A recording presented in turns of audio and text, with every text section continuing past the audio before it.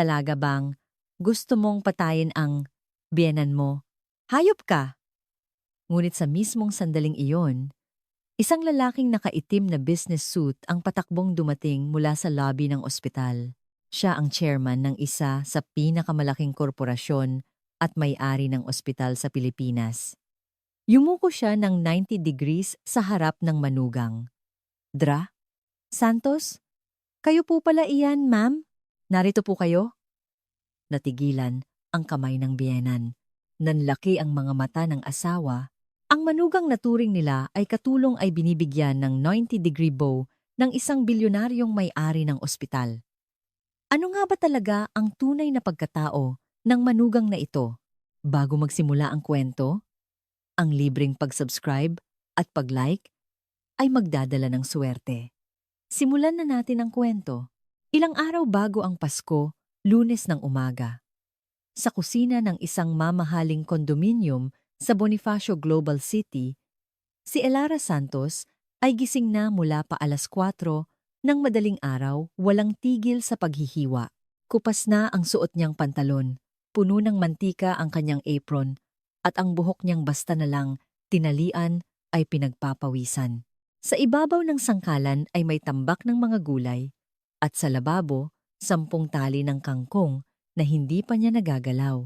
Sa pinto ng ref, nakadikit ang isang listahan mula sa kanyang biyenan na si Corazon del Rosario.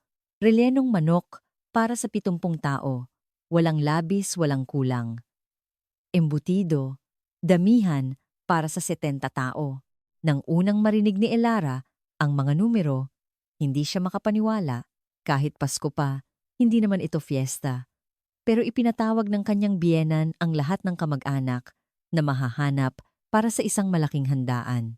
Wala ngang malaking okasyon, kaya mapalad kang manugang. Matuto kang tumanaw ng utang na loob.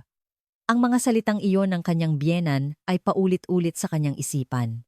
Nagtiimbagang si Elara habang naghihiwa ng carrots. Sumasakit na ang mga kasukasuan ng kanyang mga daliri, pero hindi siya maaaring tumigil. Maya-maya, bumukas ang pinto ng silid-tulugan at lumabas ang kanyang asawang, si Marco del Rosario. Makintab ang buhok na may pomada, plansadong-plansado ang kanyang polo. Sa kanyang pulso, isang kumikinang na mamahaling relo.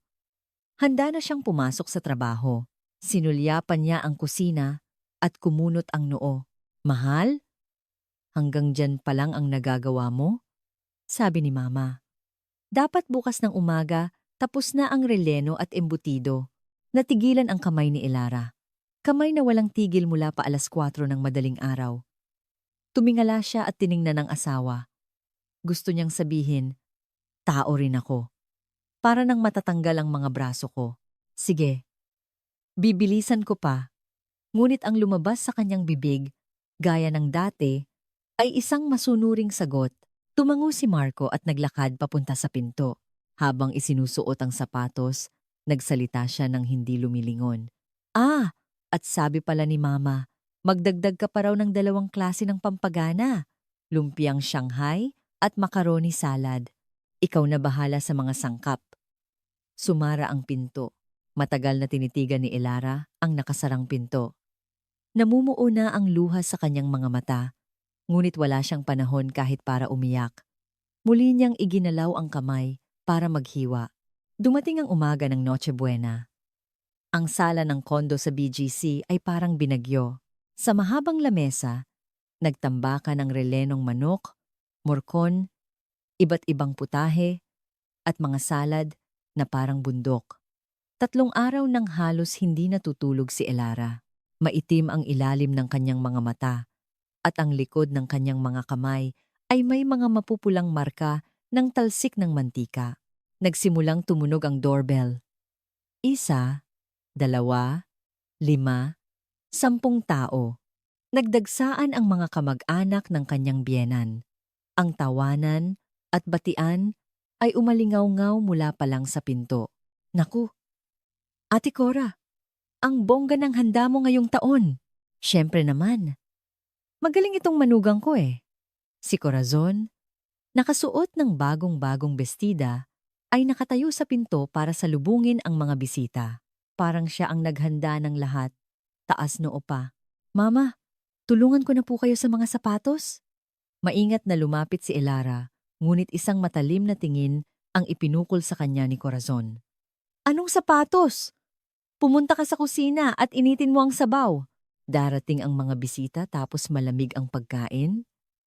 Ano ba? Yumuko si Elara at bumalik sa kusina. Sa sala, narinig niya ang bulungan ng mga kamag-anak. Hindi raw nakapagtapos ng college yang manugang niya, di ba? Oo, sabi ni Ate Cora. Pero masipag naman daw. Hay nako.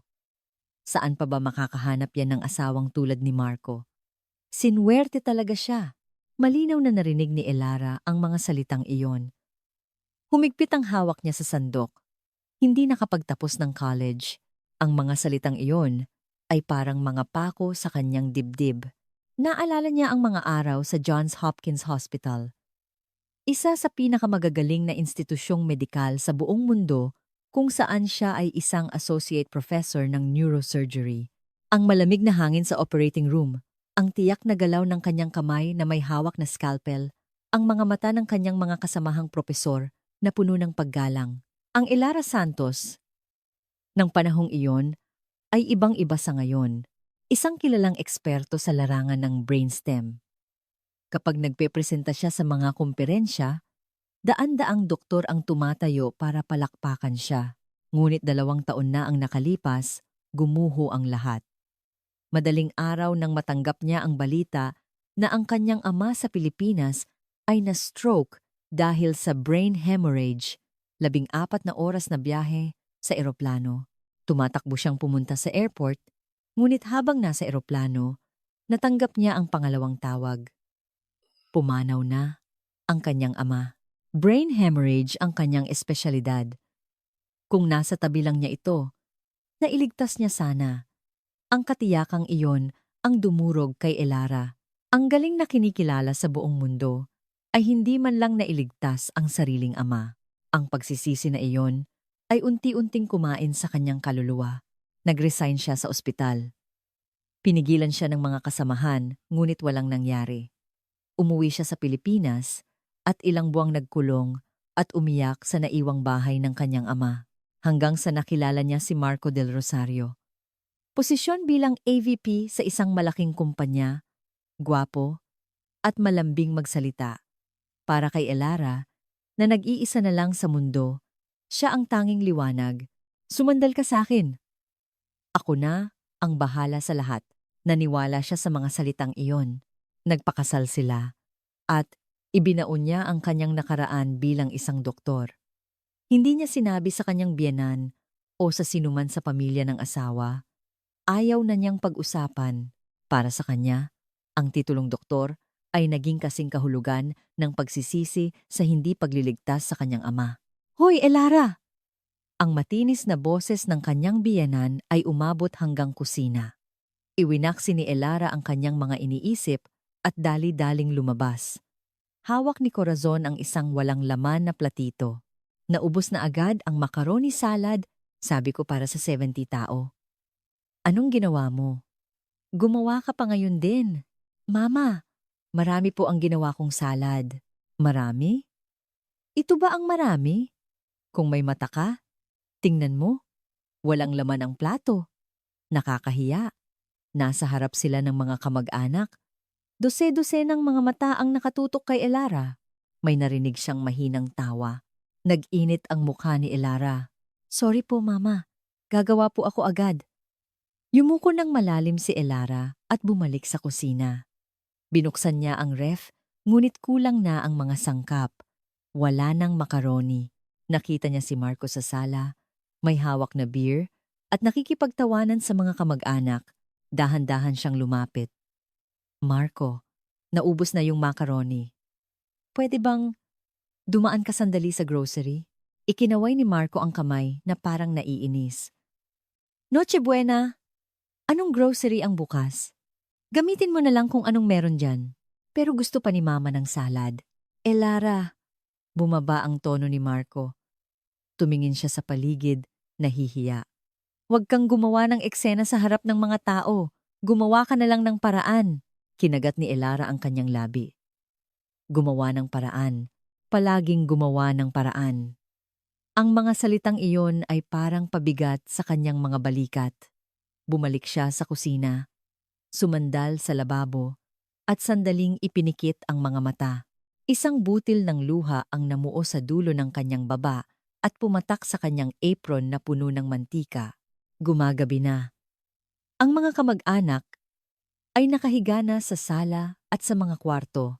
Hinihimas ang kanilang mga busog na tiyan.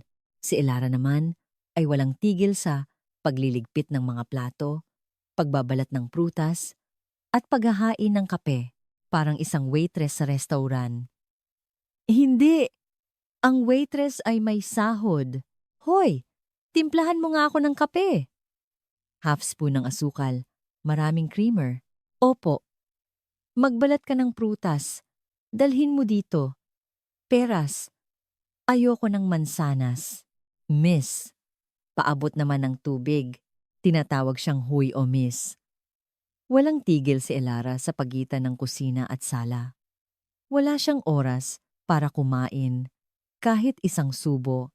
Mula umaga, wala pa siyang kinakain at kumakalam na ang kanyang sikmura. Ngunit wala siyang mapagsabihan. Pumasok sandali si Elara sa banyo at kinuha ang kanyang cellphone. Nang buksan niya ang screen, isang litrato ang nasa wallpaper. Siya na nakasuot ng puting surgical gown. Sa kanyang dibdib, isang ID na may nakasulat na Johns Hopkins Hospital Dr. Elara Santos. Sa litrato, ang mga mata ni Elara ay puno ng kumpiyansa habang nakatingin sa kamera. Ako ba talaga ito? Ang mga kamay na nagligtas ng buhay sa pinakamagaling na ospital sa mundo ay naghuhugas ngayon ng pinagkainan ng 70 tao. Papa, isang mahinang bulong ang kumawala. Naalala niya ang mukha ng kanyang ama. Ang ama na laging ipinagmamalaki ang tagumpay ng kanyang anak.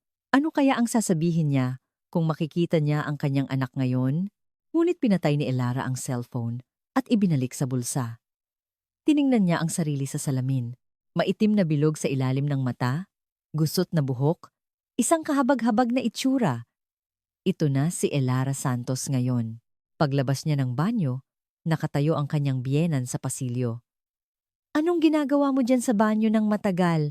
Naubos na ang prutas ng mga bisita. Bilisan mo. Opo, mama. Kukunin ko na po.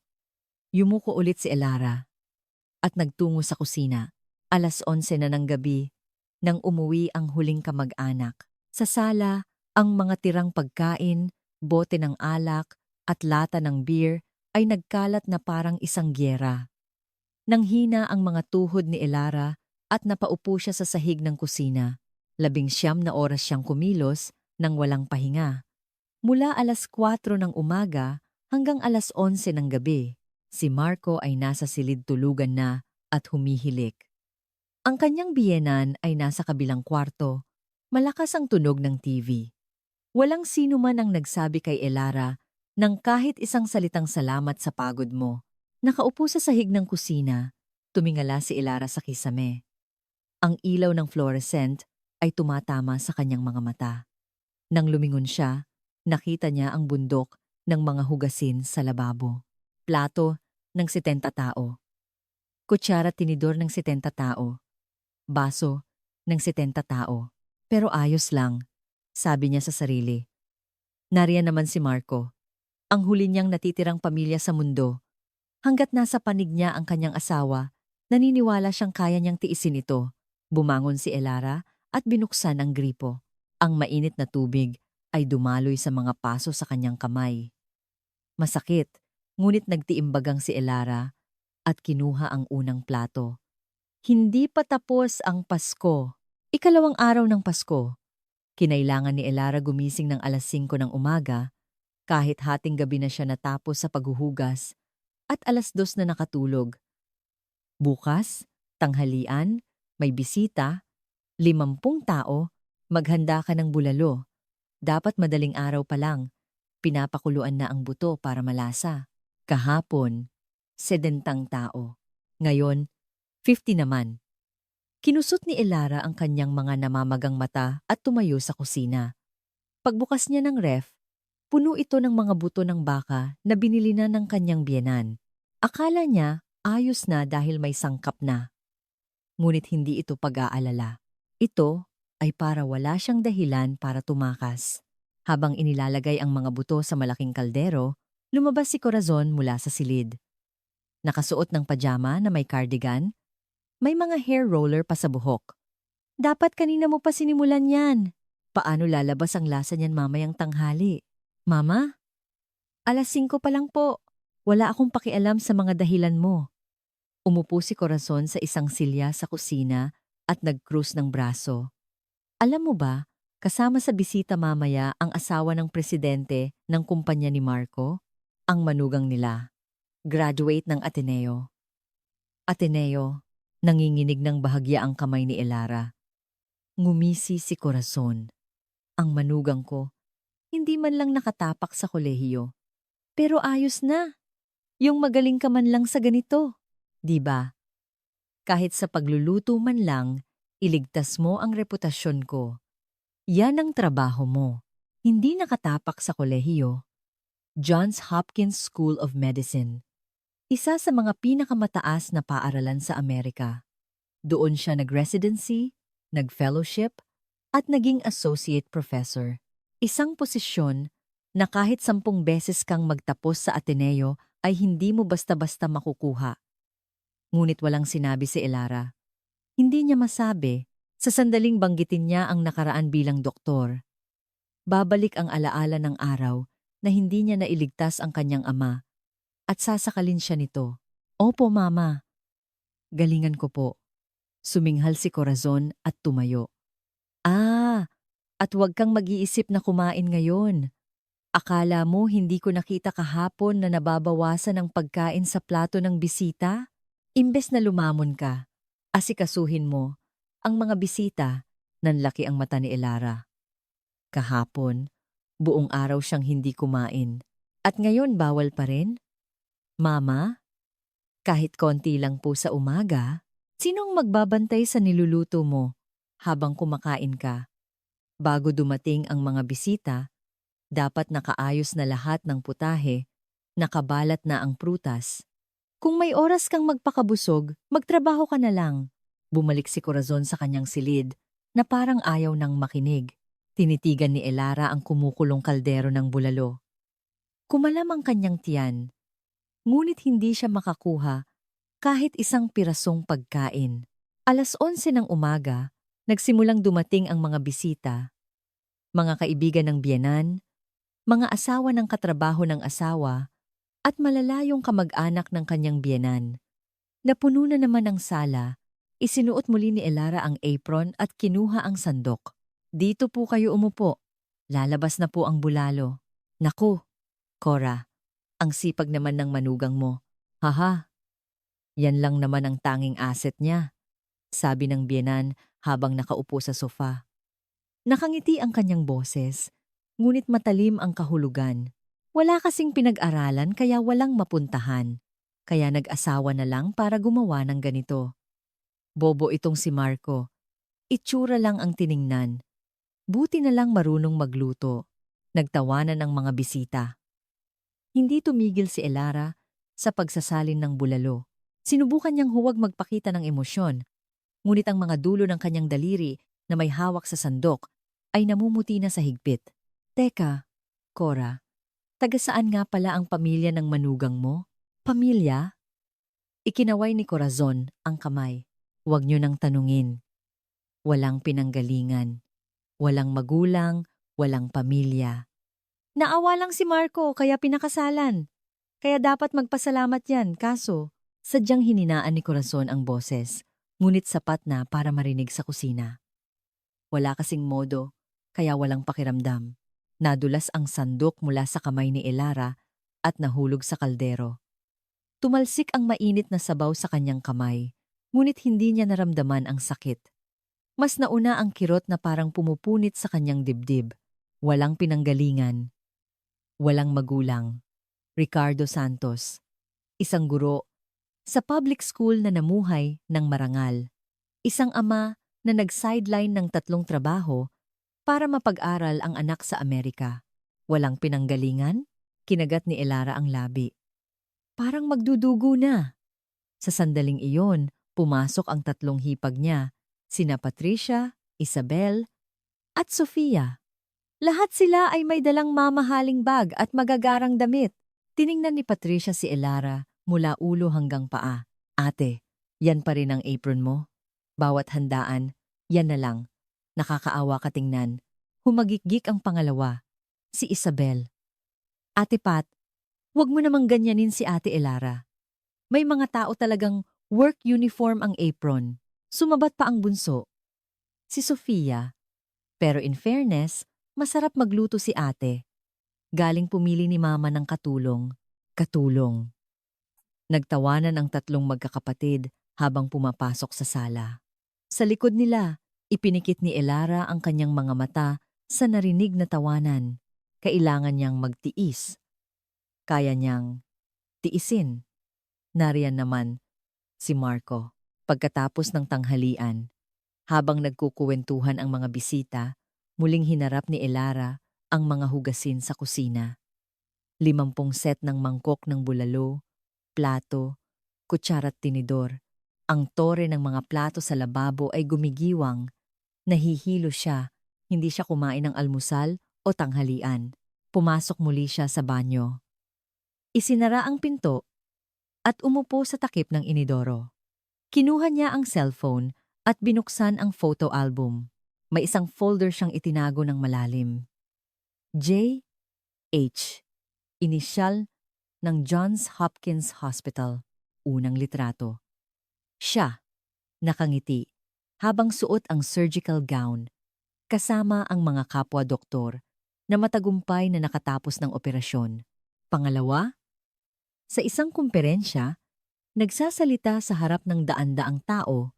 Sa kanyang ID, malinaw na nakasulat ang kanyang pangalan at Johns Hopkins Hospital. Pangatlo, kasama ang kanyang ama.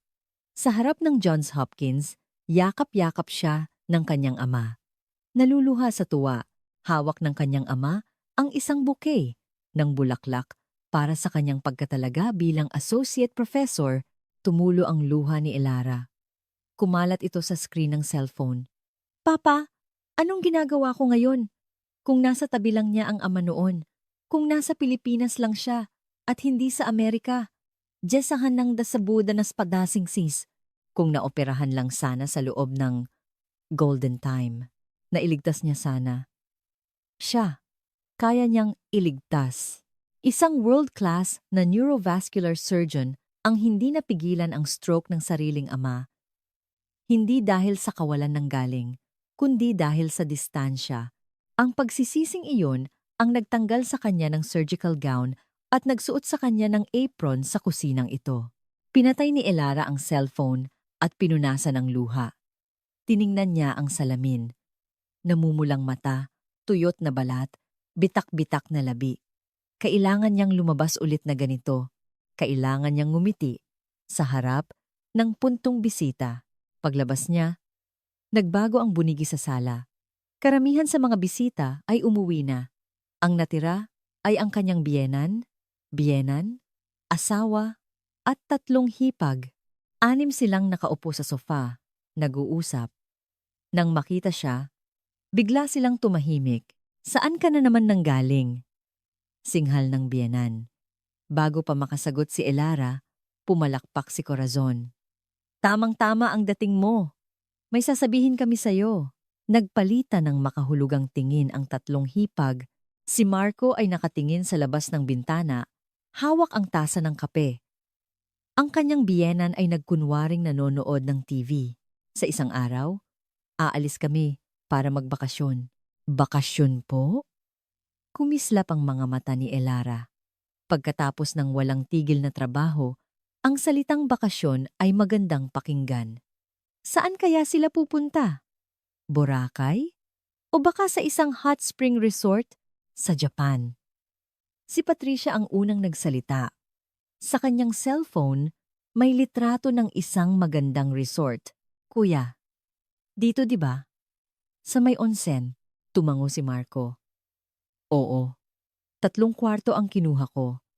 Isa para kina mama at papa, isa sa akin, at isa para sa inyong 3. Nagtaka si Elara. 3 kwarto! Kung si Marco ay may 1 kwarto, dapat kasama siya doon. Bakit hindi siya nabanggit? Marco, paano ako? Ibinaba ni Marco ang tasa ng kape. Hindi siya tumingin sa mata ni Elara. Elara, kasi sumingit si Corazon. Nakangisi na parang isang malaking regalo ang ibinibigay. Ikaw, dito ka na lang sa bahay para makapagpahinga. Di ba pagod ka sa paghahanda para sa 70 at 80 tao? Maglinis ka na lang habang nagpapahinga. Mas mabuti yon para sa'yo, namutla si Elara. Maglinis habang nagpapahinga? Iyon ba ang pag-aalala? Mama, pwede po ba akong sumama? Naghanda po ako buong Pasko.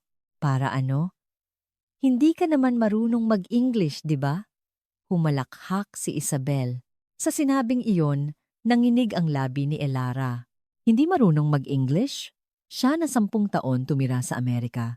Nag-aral sa med school sa English, nag-present sa international conferences sa English, at nagsulat ng 12-dosenang research paper sa English. Ngunit nagtimpi siya. Tiningnan niya ang asawa. Si Marco, umaasa siyang papanig sa kanya. Marco, gusto kong sumama. Yung pagliligpit, madali lang naman kung tulong-tulong tayo. At pamilya rin naman ako, di ba? Nabasag ang kanyang boses. Sa huling salitang pamilya, parang may bumara sa kanyang lalamunan, tumahimik ang sala. Pinaningkitan siya ng mata ng biyenan. Tumingin ang mga hipag kay Marco. Saglit na nag-isip si Marco, bumuntong hininga at nagsalita. Tama si Mama, nanginig ang mga mata ni Elara. At saka 6 lang ang tiket. Wala ka namang visa, di ba? Parang huminto ang kanyang puso. Tinitigan niya ang mukha ng asawa. Hindi siya makapaniwala sa narinig. Walang visa? Siya na may US green card. Ngunit hindi iyon ang mahalaga. Ang mahalaga ay muling pumanig ang kanyang asawa sa ina nito. Palagi. Ni minsan, hindi ito pumanig sa kanya. May naputol sa loob ni Elara. Ang lahat ng tiniis niya sa loob ng 2 taon. Ang sakit ng pagkawala ng ama. Ang kahihiyang tiniis sa bahay na ito. Lahat ay sabay-sabay na umakyat sa kanyang lalamunan. Sinabi kong pamilya rin ako! Isang sigaw ang kumawala mula kay Elara. Parang mapupunit ang kanyang lalamunan. Natigilan ng lahat. Nanlaki ang mata ng mga hipag. Lumingon ang kanyang biyenan. 3 araw akong halos hindi natulog para magluto para sa 70 tapos 50 tao. Ni isang kanin hindi ako nakakain. Tapos sa bakasyon, 6 lang kayo at ako maglilinis. Ito ba ang pamilya? Bumuhos ang luha ni Elara. Hindi na niya kaya. Ang lahat ng pinigilang emosyon ay sumabog. Kung magtutulungan tayo, madali lang matapos yan. Isama niyo na po ako, Mama. Parang awa niyo na. Sa sandaling iyon, tumayo si Corazon mula sa sofa. Nanlilisik ang mga mata. Lumapit siya at buong lakas na sinampal si Elara. Pak! Umalingaw-ngaw ang tunog sa buong sala. Napalingon ang ulo ni Elara. Ang kanyang pisngi ay parang napaso. Sino ka para sumigaw-sigaw dito? Umabot sa kisame ang boses ni Corazon. Isang hampas lupa na pinulot lang namin. Dapat magpasalamat ka na tinanggap ka namin. Pinakain, pinatira. Ano pa bang gusto mo? Itinulak ni Corazon si Elara. Muntik na siyang matumba. Sa halip na magbakasyon, linisin mo ang bahay. Yan ang lugar mo. Nakatayo si Elara, hawak ang pisngi. Ang luha ay dumadaloy sa kanyang baba. Tiningnan niya ang asawa. Please, sabihin mo lang na, Mama, tama na. Nakatungo si Marco. Pinaglalaruan ang tasa ng kape. Nakita niyang sinampal ang asawa niya, pero wala man lang reaksyon. Hindi nagsalita. Ganoon din ang mga hipag.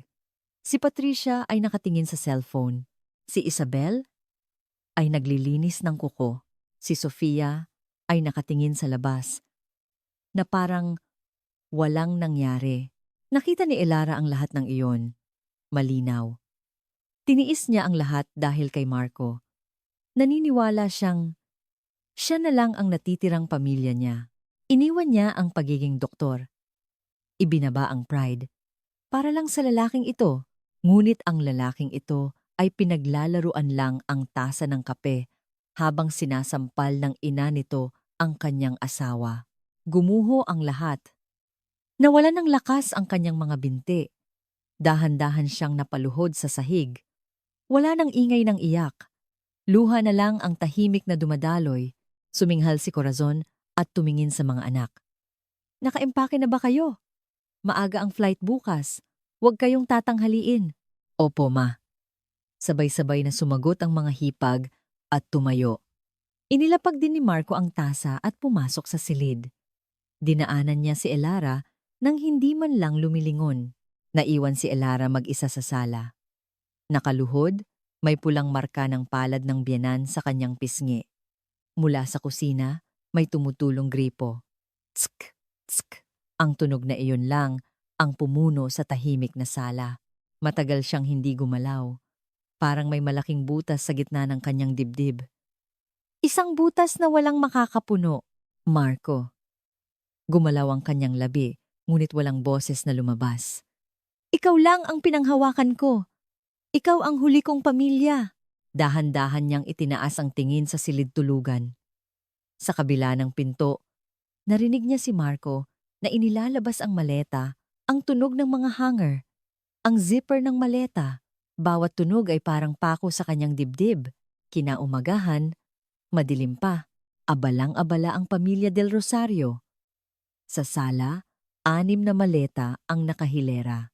Ang mga hipag ay tapos ng mag-ayos, nakabestida at sandalyas, at excited na. Ate, dala mo yung sunblock? Grabe raw ang araw doon. Siyempre! Yung binili ko sa duty-free. Nagbubulungan sina Isabel at Sofia. Ang panganay na si Patricia ay tinitingnan ang mga litrato ng resort sa Japan.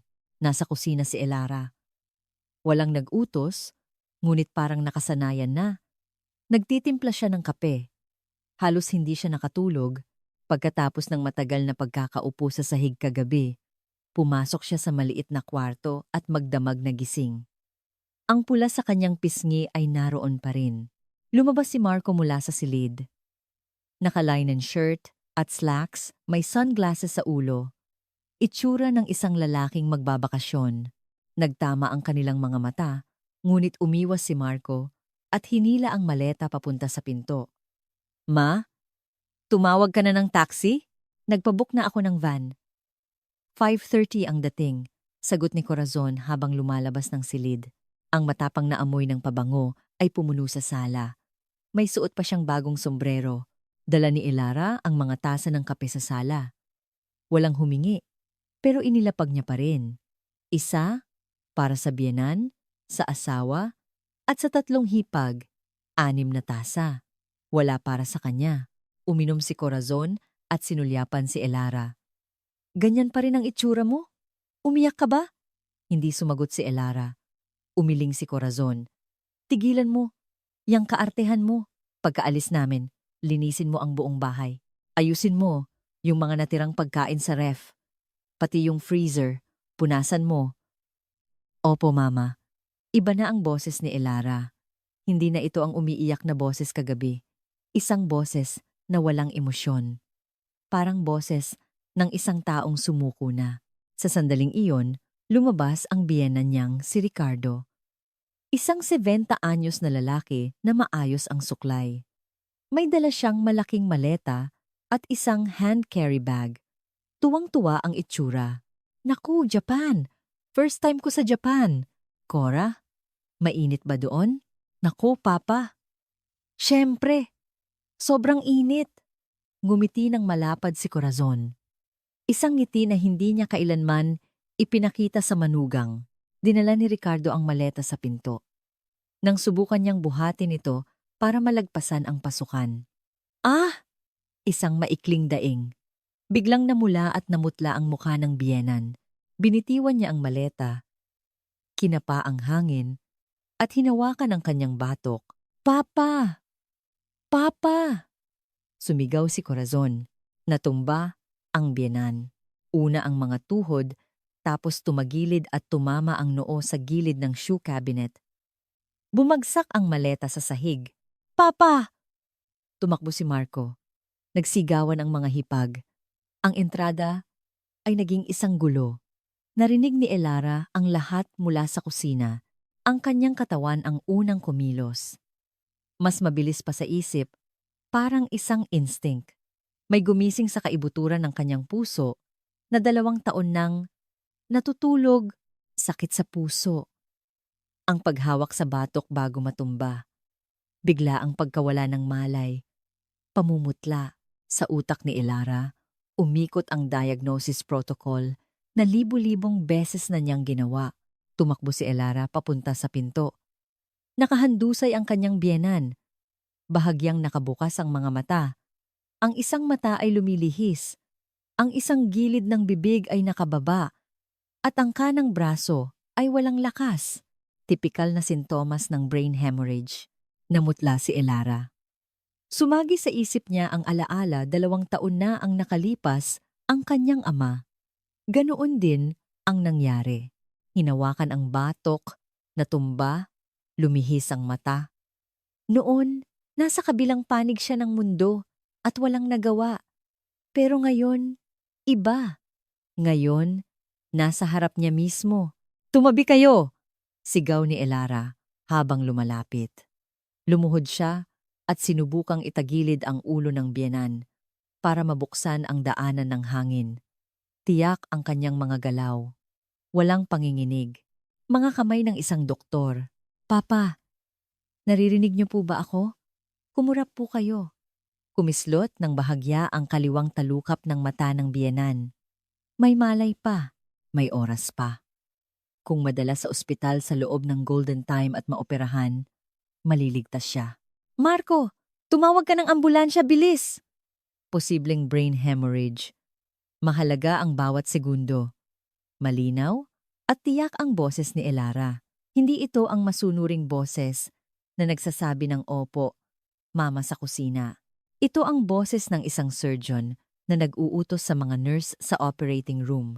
Natigilan si Marco. Nagtaka siyang marinig ang mga salitang brain hemorrhage at golden time mula sa asawa. Ngunit seryoso ang tingin ni Elara, kaya't kinuha niya ang cellphone at tinawagan ang 911. Sinubukan ni Elara na luwagan ang butones ng polo ng biyenan at itaas ng bahagya ang mga paa nito sa sandaling iyon. Aray! Isang matinding sakit ang naramdaman niya sa likod ng kanyang ulo. Hinablot ni Corazon ang buhok niya at hinila patalikod. Anong ginagawa mo? Huwag mong hawakan ang biyenan mo. Mama, sandali lang po. Kailangan ng first aid. First aid? Alam ko na, nanlilisik ang mga mata ni Corazon. Parang wala na sa sarili. Nagaganti ka dahil sa sampal ko kanina, no? Gusto mong patayin ang biyenan mo, hayop ka. Itinulak ni Corazon si Elara. Tumama ang likod niya sa pader. Masakit ang anit niya, ngunit mas mahalaga ang biyenan. Mama, delikado po talaga. Brain hemorrhage po yan. Kapag lumagpas ang golden time, wala na pong magagawa. Manahimik ka. Doktor ka ba? Hindi ka nga nakapagtapos. Anong alam mo sa brain hemorrhage? Ang mga salitang iyon ay parang patalim sa puso ni Elara. Hindi nakapagtapos. Oo nga. Walang sino man sa bahay na ito ang nakakaalam na doktor siya, na isa siyang world-class na neurovascular surgeon. Mama, pakiusap, makinig po kayo. Ako po. Sinubukan ni Elara na lumapit ulit, ngunit hinarangan siya ni Corazon. Ibinuka ang mga braso at sumigaw na parang baliw. Huwag kang lalapit. Pag hinawakan mo siya, malilintikan ka sa akin. Marco, hawakan mo yang babaeng yan. Ibinaba ni Marco ang telepono. Tumawag na siya, ngunit sinabing baka madelay dahil Pasko. Ma, natawagan ko na. Pero baka matagalan daw dahil Pasko. Ano? Paano na? Humagulgol si Corazon.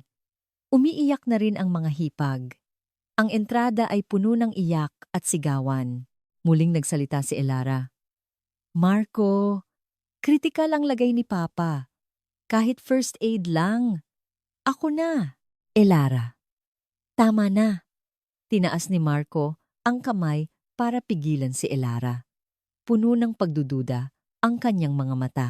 Anong alam mo dyan? Baka lalo pang lumala kapag ginalaw mo. Ako. Hindi natuloy ni Elara ang sasabihin.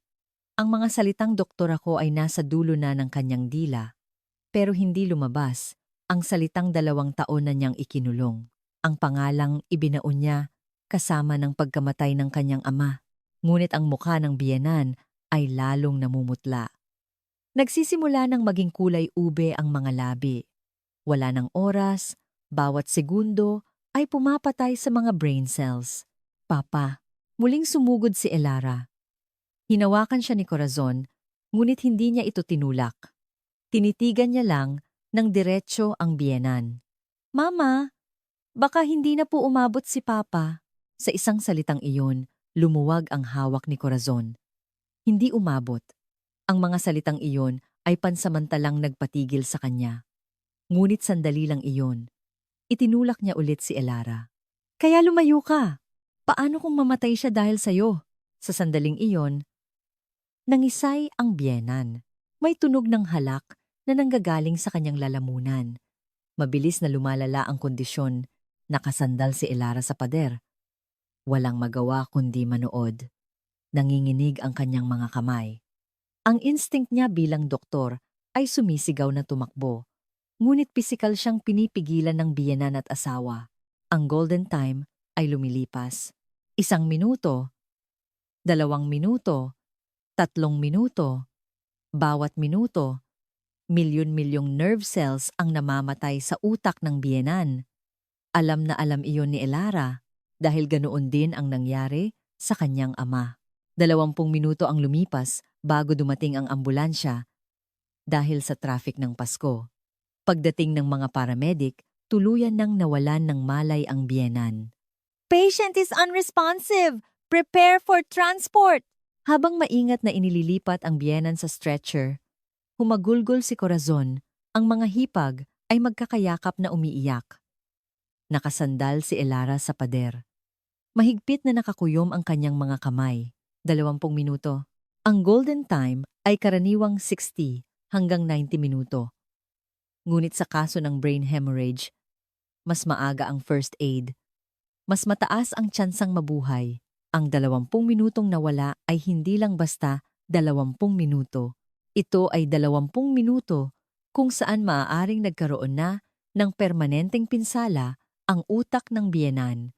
Kung hindi lang siya pinigilan. Elara.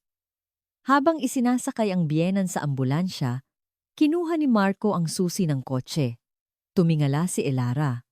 Nagtaka siyang tinawag siya ng asawa. Sa kotse na tayo, sama si Mama. Hahakbang na sana si Elara nang magpatuloy si Marco. Ikaw, mag-commute ka na lang. Ano? Wala nang space sa kotse. Sasakay si Mama, si Ate Pat, si Belle, at si Fia. 4 na tao sa 5-seater na sasakyan. May isang bakanting upuan. Ngunit hindi para kay Elara. Mag-taxi ka na lang. Sa St. Luke's BGC daw. Pagkasabi niyon, tumalikod si Marco. Nasa kotse na si Corazon at ang 3 hipag. Umandar ang makina at umalis ang sasakyan. Ang mga pulang ilaw sa likod ay unti-unting lumayo at nawala sa dilim. Naiwan si Elara mag-isa sa parking lot. Ang malamig na hangin ng madaling araw ay dumampi sa kanyang pisngi. Ang pisngi na may pula pa ring marka.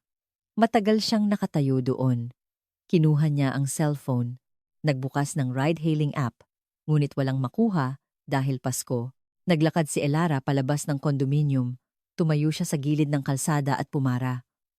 Walang dumadaang sasakyan. 5 minuto, 10 minuto, namumutla na ang kanyang mga labi. Naka-apron lang siya sa gitna ng malamig na umaga. Walang oras para mag-empake o kumuha ng jacket.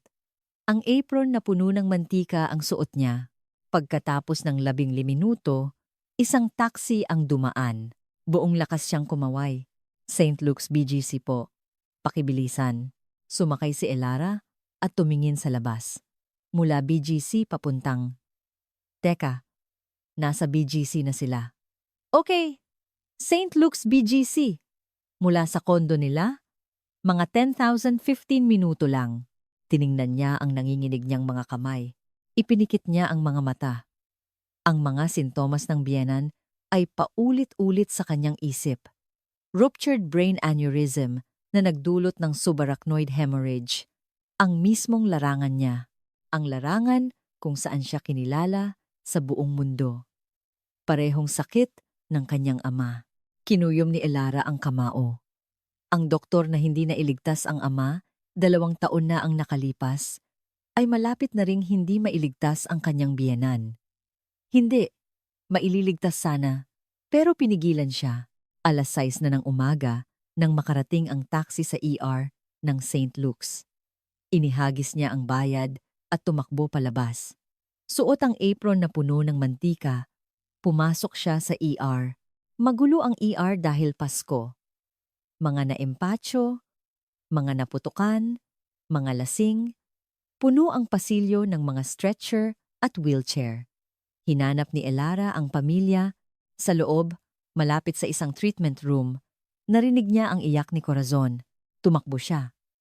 Sa harap ng kwartong may kurtina, nakaupo si Corazon sa sahig umiiyak. Ang 3 hipag ay magkakayakap. Si Marco ay nakasandal sa pader, hawak ang cellphone, namumutla. Marco, kumusta si Papa? Tumingala si Marco. Namumula ang mga mata. Sabi ng doktor, malala raw.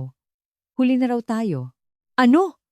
Parang may bumagsak sa dibdib ni Elara. Huli na! Ang mga salitang iyon ay nagpaalala sa kanya 2 taon na ang nakalipas. Ganoon din ang sinabi ng doktor sa kaso ng kanyang ama. I'm sorry. It was too late.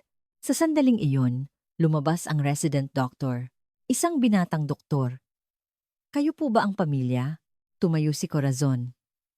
Ang asawa ko, Doc, maliligtas pa ba? Base sa CT scan, ruptured brain aneurysm po. Nagdulot ng malawakang pagdurugo sa utak. Masyado nang mataas ang pressure sa loob. Anong gagawin nyo? Operahan nyo. Hinablot ni Corazon ang damit ng doktor. Maingat na inalis ng doktor ang kamay ni Corazon. To be honest po, napakadelikado po ng lokasyon ng aneurysm at malawak na ang pagdurugo. Lumagpas na rin po ang golden time. Nakausap ko na po ang head ng neurosurgery. Sa ganitong estado, kahit operahan, napakababa po ng tsansang magtagumpay. Mataas ang posibilidad na hindi na magising sa operating table. Kung sakali mang matapos ang operasyon, hindi na po natin maaasahan ang normal na paggaling. Anong ibig mong sabihin? Sumigaw si Corazon. Hindi niyo ooperahan? Pinakamagaling na ospital daw kayo. Hindi po sa tinatanggihan namin. Sinasabi lang po namin ang realidad. Baka po kailangan na nating maghanda sa pinakamasama. Maghanda sa pinakamasama. Natigilan ang lahat. Napaluhod si Corazon. Umiyak ang mga hipag. Napayuko si Marco. Nakatayo si Elara sa di kalayuan, pinapanood ang eksena. Ang mga salita ng doktor ay ini-analyze niya. Ruptured aneurysm, subarachnoid hemorrhage, mataas na intracranial pressure, delikadong lokasyon. Delikadong lokasyon. Para sa isang ordinaryong neurosurgeon, mahirap itong abutin. Pero para kay Elara, iba, sa Johns Hopkins, ang surgical technique na kanyang binuo ay para mismo dito. Isang paraan para ma-access ang mga aneurysm sa malalalim na bahagi ng utak gamit ang isang microscopic clipping technique. Dahil sa teknik na iyon, nakilala siya sa buong mundo. Kaya kong iligtas. Isang katiyakan ang kumislap sa isip ni Elara. Siya, kaya niyang iligtas. Kailangan niyang makita ang CT scan. Pero base pa lang sa sinabi ng doktor, alam na niya ang operasyong ito sa buong Pilipinas, marahil sa buong Asya, halos walang ibang kayang gumawa kundi siya. Ngunit hindi niya mabuksan ang kanyang bibig. Hindi siya doktor ngayon, wala siyang lisensya, walang ospital. Sa sandaling iyon, may nagkakagulo sa kabilang dulo ng ER. Ang mga nurse ay yumuyuko. Ang mga doktor ay tumatabi. Isang lalaking naka-business suit ang naglalakad. Mga 60 anyos. Matikas ang tindig. Sa likod niya, isang sekretaryo at 2 bodyguard. Chairman, Pasko po pero nandito kayo. Kailangan nating tingnan ng ospital kapag holiday. Para makita kung maayos ang lahat, ang pangalan ng lalaki ay Alfonso C. Chairman ng isa sa 3 pinakamalaking korporasyon sa Pilipinas. May-ari ng ospital. Habang naglalakad, napahinto ang kanyang tingin. Isang babaeng naka-apron na puno ng mantika. Magulo ang buhok, maitim ang ilalim ng mata. Ngunit ang mukha, ang mga matang iyon. Nanlaki ang mata ni Alfonso C. Huminto siya. Chairman? Tanong ng sekretaryo. Hindi sumagot si Alfonso C. Ang tingin niya ay nakapako kay Elara. Nanginginig ang kanyang labi. Naalala niya ang nangyari 3 taon na ang nakalipas. Isang business trip sa Amerika. Bigla siyang natumba. Ruptured brain aneurysm. Sinabi ng mga doktor doon na imposible na siyang operahan, ngunit may isang doktor mula sa Johns Hopkins ang dumating. 12 oras na operasyon. Isang batang Pilipinang doktor ang nagligtas sa kanya. Si Dra. Elara Santos. Ang unang mukha na nakita niya. Pagmulat niya ng mata, hindi niya iyon makakalimutan. Nang bumalik siya para magpasalamat, wala na si Dra. Santos. Nag-resign daw. Walang nakakaalam kung saan nagpunta. Umuwi raw sa Pilipinas. Pinahanap niya, pero hindi na natagpuan. Para siyang naglaho. 3 taon siyang naghanap. Gusto niyang magpasalamat. At ngayon, nasa harap niya ito. Naka-apron na puno ng mantika. Namula ang gilid ng mata ni Alfonso C. Dahan-dahan siyang lumapit kay Elara. Hindi pa siya nakikilala ni Elara. Tumayo si Alfonso C. sa harap ni Elara. At dahan-dahan, yumuko ng 90 degrees. Natigilan ang buong ER. Dra. Santos. Nanginginig ang boses ni Alfonso C. Si Alfonso C. po ito. 3 taon na po ang nakalipas. Sa Johns Hopkins. Ako po yung pasyente nyo. Nanlaki ang mata ni Elara. Alfonso C. Naalala niya ang Pilipinong tycoon na na-stroke sa Amerika. Ang pasyenteng sinukuan na ng lahat. Ang pasyenteng ipinaglaban niya ng 12 oras sa operating room. Mr. Chairman? Ako nga po, Dra. Santos. Ang buhay na iniligtas ninyo. Itinaas ni Alfonso C. ang ulo. May luha sa mata. Hindi ko po akalain na dito tayo magkikita. Hinanap ko po kayo. Gusto kong personal na magpasalamat sa pagliligtas nyo sa buhay ko. Muli siyang yumuko. Utang ko po sa inyo ang buhay ko. Tumahimik ang ER. Ang mga nurse, ang mga doktor. Ang bilyonaryong chairman ng isa sa pinakamalaking korporasyon ay yumuyuko sa isang babaeng naka-apron na puno ng mantika. Natigil ang iyak ni Corazon. Nakanganga siyang tumingin kay Elara. Nahulog ang cellphone ni Marco. Nanlaki ang mata ng 3 hipag. Doktora? Bulong ni Corazon. Lumingon si Alfonso C. kay Corazon. Excuse me, ma'am. Ano po ang relasyon ninyo kay Dra? Santos?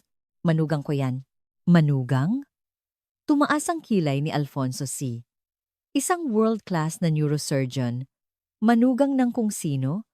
Naka-apron na puno ng mantika. Ngunit hindi ito ang oras para doon. Dali-daling nagsalita si Elara. Chairman, ang biyanan ko po nasa ER. Ruptured brain aneurysm. Sabi po ng ospital, hindi na raw po kaya ng operasyon. Naging seryoso ang mukha ni Alfonso C. Ruptured brain aneurysm. Ang mismong sakit na halos ikamatay niya. At ang taong nagligtas sa kanya ay nasa harap niya. Sandali lang po. Tumingin siya sa sekretaryo. Tawagin mo ang head ng neurosurgery ngayon din. At dalhin niyo dito ang CT scan ng pasyente. Yes, Chairman. Tumakbo ang sekretaryo. Wala pang 5 minuto, Dumating ang head ng neurosurgery, dala ang mga film. Tumango si Alfonso Say kay Elara. Dra, Santos, kayo na po ang tumingin. Kinuha ni Elara ang mga film. Itinapat sa ilaw. Hindi nanginginig ang kanyang kamay. Ang kanyang mga mata ay tiyak. Isang aneurysm sa isang delikadong ugat sa utak. Malawak ang pagdurugo, ngunit hindi pa kritikal ang pressure sa brainstem. Pwede pang operahan. Mahirap, pero kaya. Sa kanyang teknik kaya niya. Kung ako ang mag-oopera, maililigtas ko siya. Umalingaw-ngaw ang boses ni Elara sa ER. Mahinahon, pero puno ng katiyakan. Sino po kayo, ma'am? Tanong ng head ng neurosurgery. Elara Santos. Mula sa Johns Hopkins Neurosurgery. Sa unang pagkakataon sa loob ng 2 taon, binanggit niya ang pangalang iyon, namutla ang head. Dra, Elara Santos? Kayo po yung nakaimbento ng neurovascular microclipping technique? Ako nga, yumuko ang head.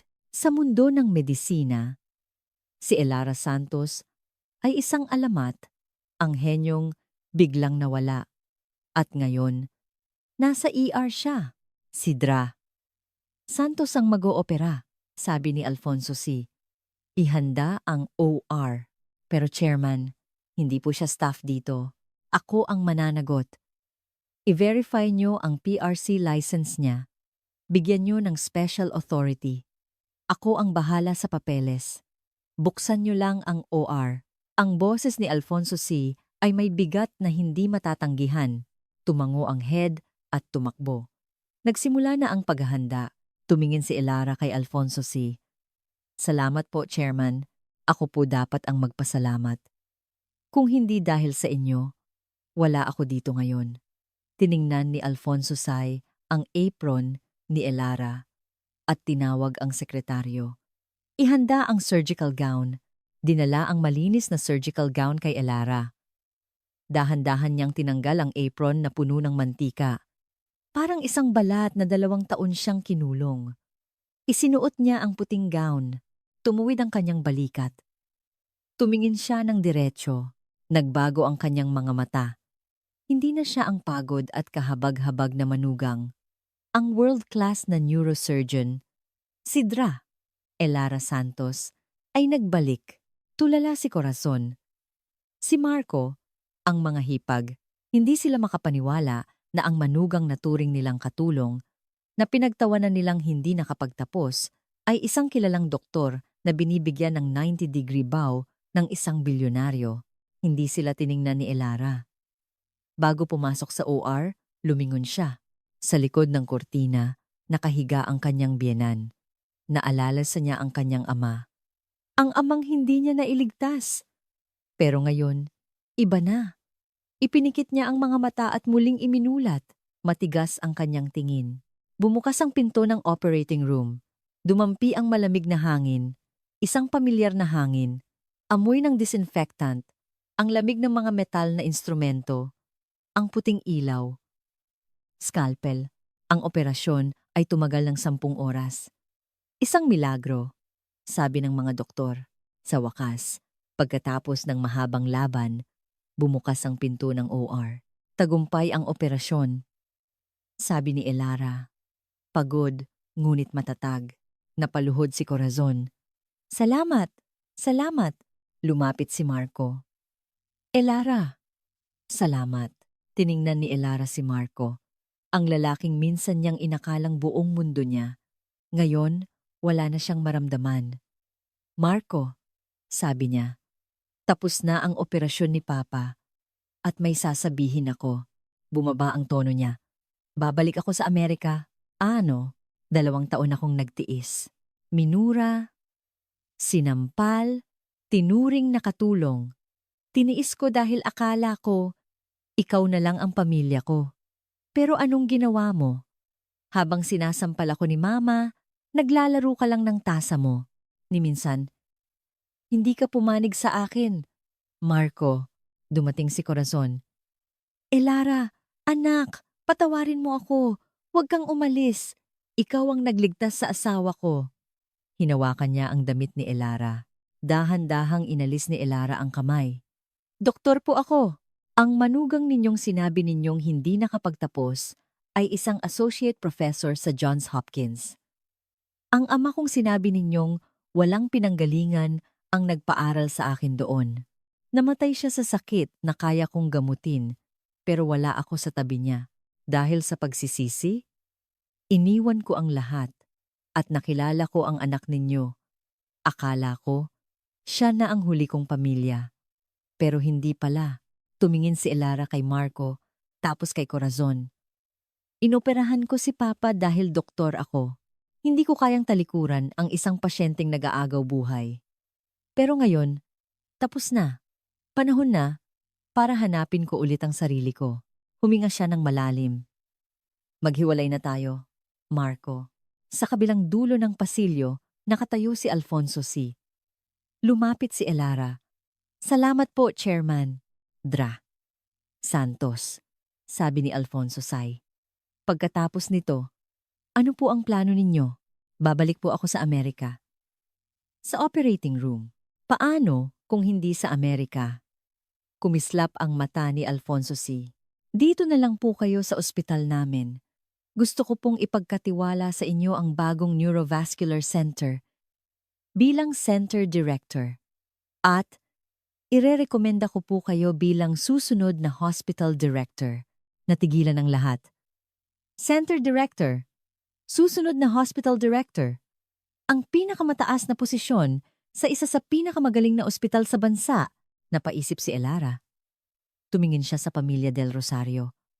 Ang pag-uwi niya sa Pilipinas, 2 taon na ang nakalipas ay dahil sa kalungkutan. Ngayon, wala na si Marco. Ngunit may bumalik sa kanya. Ang pagiging doktor. Si Dra. Elara Santos. Ang kanyang tunay na sarili. Ang pagsikat ng araw ay tumama sa kanyang puting gown. Sa wakas, isang mainit na liwanag. Mabilis na gumaling si Ricardo Del Rosario. Isang himala, sabi ng mga doktor. Ngunit hindi pumunta si Elara sa kwarto. Sa halip, kumuha siya ng abogado. 50 milyong piso, sabi ni Elara sa abogado. Ipon ko bago ako ikasal. Ipinahawak ko sa kanya para sa investments. Mahirap yan, pero kaya nating habulin, sabi ng abogado. Sa isang coffee shop, kinausap niya si Marco. Ibalik mo ang 15 milyon ko. At tapos na tayo. Mahirap ngayon, Elara. Nasa stocks at real estate, tumunog ang telepono ni Marco. Si Corazon, huwag kang magbibigay, kahit isang kusing. Pera ng pamilya natin yan, sabi ni Mama. Tumayo si Elara. Sa korte na lang tayo magkita, ngunit 1 linggo. Ang lumipas, nagbago ang lahat. Nalaman ni Alfonso Say ang tungkol sa diborsyo. Tinawagan niya ang presidente ng kumpanya ni Marco. Ang AVP ninyong si Marco Del Rosario, paano ba yan na-promote? At malapit na ang renewal ng kontrata natin. Gusto kong makipagnegosyo sa isang kumpanyang malinis. Ipinatawag si Marco sa HR. Napatunayang may dayaan sa kanyang promotion at may mga reklamo ng pang-aabuso. Tinanggal siya sa trabaho. Ang mga koneksyon ni Corazon ay biglang nawala. Magsettle na tayo. Tumawag si Marco. Wala nang lakas sa boses. Ibibigay ko ang 15 milyon. Pati danyos. Huwag mo lang ituloy ang kaso. Pumirma si Elara. Sa araw na iyon, tinanggap niya ang alok ni Alfonso Say. Hindi na siya babalik sa Amerika. Dito na siya, para sa mga pasyenteng nangangailangan ng tulong niya, para sa kanyang ama. Sa kanyang inaugurasyon bilang bagong center director, tumayo si Elara sa harap ng daan-daang doktor. Naka-business attire, matalino, at matapang. 2 taon kong tinalikuran ang pagiging doktor dahil sa pagsisisi, sabi niya. Pero natutunan kong ang pagtakas ay hindi solusyon, ang hindi paggamit sa kakayahang magligtas ng buhay. Iyon ang tunay na kasalanan. Ngayon, magsisimula ako ulit bilang si Dra. Elara Santos. Nagpalakpakan ang lahat. Pumasok siya sa bago niyang opisina. Sa kanyang mesa, nakahanda na ang chart ng kanyang unang pasyente. Umupo siya at binasa ito. Hindi nanginginig ang kanyang kamay. Ang doktor, Sidra Elara Santos, ay tunay na nagbalik. Sa labas ng bintana, ang sikat ng araw ay tumama sa kanyang bagong ID. Dro Elara S.C. Santos, Head, Neurovascular Center. Kumikinang ito. Ang unang pahina ng kanyang bagong buhay ay nagsimula na. Ano sa tingin ninyo ang kuwentong ito? Iwanan ang inyong opinyon sa mga komento. At kung nagustuhan ninyo, huwag kalimutang mag-subscribe at mag-like. Hanggang sa susunod na kuwento.